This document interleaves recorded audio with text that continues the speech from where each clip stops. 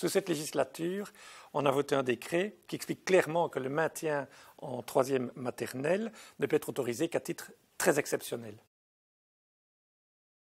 Alors, le gouvernement, derrière, doit expliquer les modalités qui vont organiser ce maintien exceptionnel. Et donc, on va voter un arrêté qui permet d'expliquer spécifiquement ce que les écoles, entre autres, les parents, les centres PMS, devront mettre en place pour organiser ce maintien exceptionnel.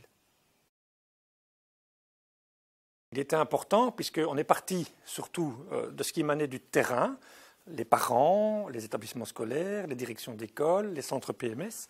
Et on s'est rendu compte que même si dans l'état actuel des choses, la responsabilité d'un maintien et d'une demande de maintien en troisième maternelle reposait déjà sur les épaules des parents, on se rendait compte que dans la pratique, ce sont surtout les établissements scolaires qui demandaient ce maintien en troisième maternelle.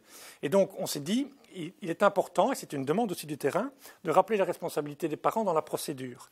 Et donc ici, on les remet au cœur du dispositif en expliquant là aussi très clairement que ce sont les parents qui doivent en faire la demande. On voulait vraiment mettre en évidence le travail que les établissements scolaires, beaucoup d'établissements scolaires, mettaient déjà en place, et surtout à l'école maternelle, parce qu'il y a sans doute une culture plus proche de l'enfant qui fait qu'on suivait vraiment l'évolution de l'enfant au sein de son parcours à l'école maternelle.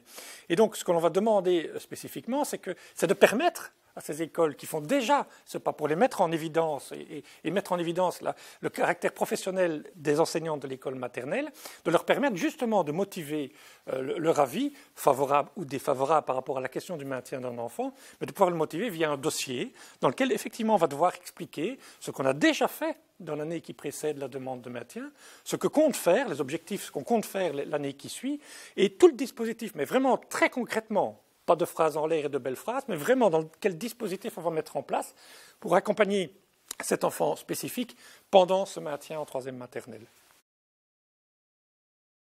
On sait, un peu comme dans la situation actuelle, même si elle était étoffée, on sait qu'on va avoir besoin donc de l'avis des parents pour une demande de maintien, de l'avis motivé de l'école, de l'avis motivé du centre PMS.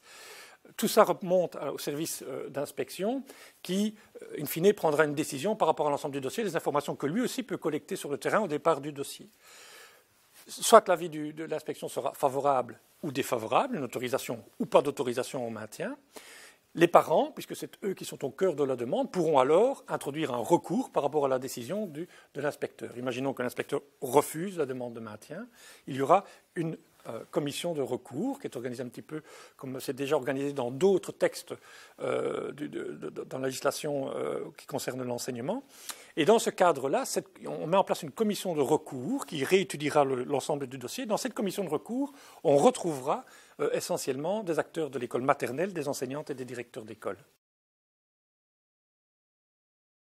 Décollage, pour nous, reste une philosophie qui embrasse et qui pousse en avant toute une série de paramètres pour accompagner les établissements scolaires dans des politiques de changement.